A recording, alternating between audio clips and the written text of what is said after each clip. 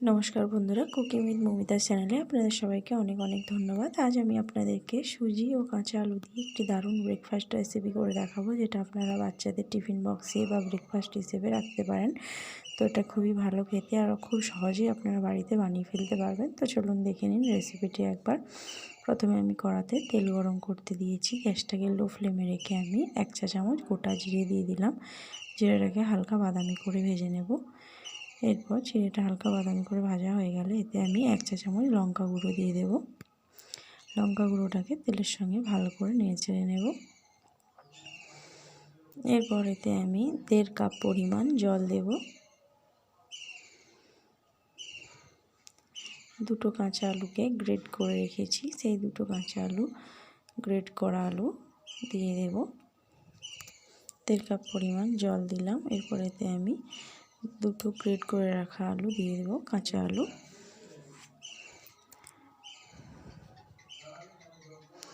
এরপর এতে আমি স্বাদ মতো লবণ দিয়ে দেব।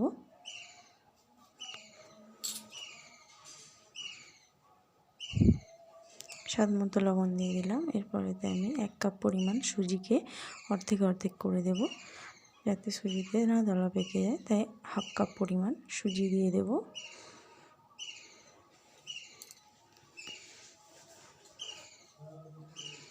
সুজিটাকে ভালো করে নেড়ে নেব। তারপর আবার 1/2 কাপ পরিমাণ সুজি দিয়ে দেব। ভালো করে এটাকে নেড়ে নিতে হবে।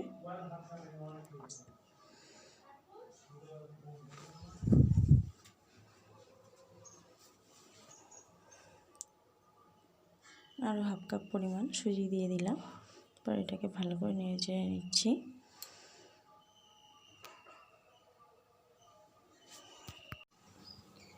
ভালো করে নেড়ে নিচ্ছি। এরপর এতে আমি দুটো কাঁচা লঙ্কা কুচি দিয়ে দেব আর একটা বড় সাইজের পেঁয়াজ কুচি দিয়ে দেব। আবার এটাকে ভালো করে মিক্সড করে নেব।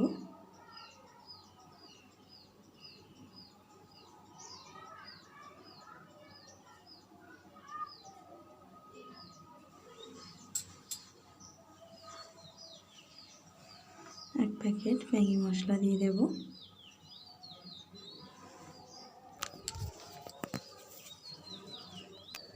আবার ভালো করে মিক্সড করে নেব।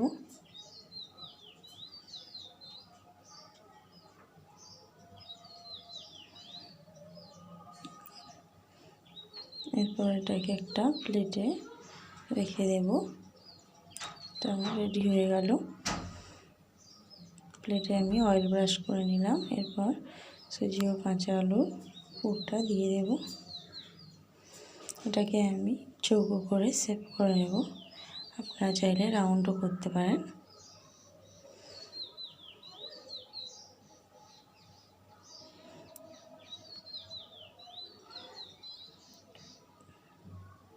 চৌকো আকৃতি করে নিলাম।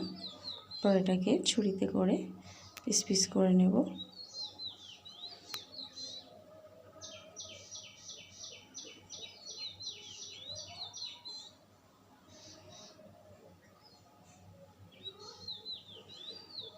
ছুরিতে করে পিস পিস করে নেব।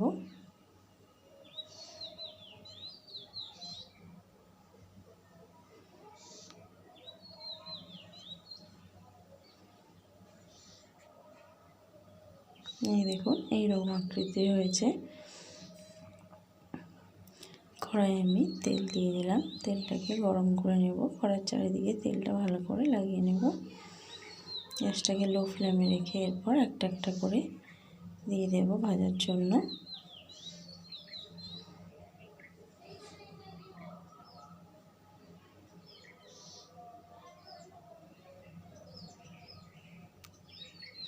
খুব সাবধানে আস্তে আস্তে এগুলো দিতে হবে। এরপর এটাকে আমি 5 মিনিটের জন্য ঢেকে দিলাম, যেহেতু কাঁচা আলু দেওয়া আছে তাই।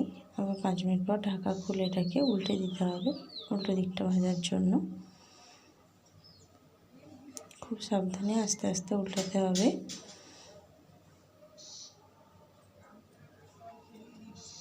এই দেখুন এভাবে উল্টে নিলাম।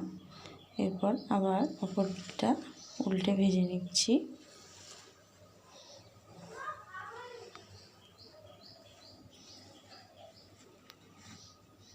এইভাবে অপর দিকটাও ভেজে নিলাম।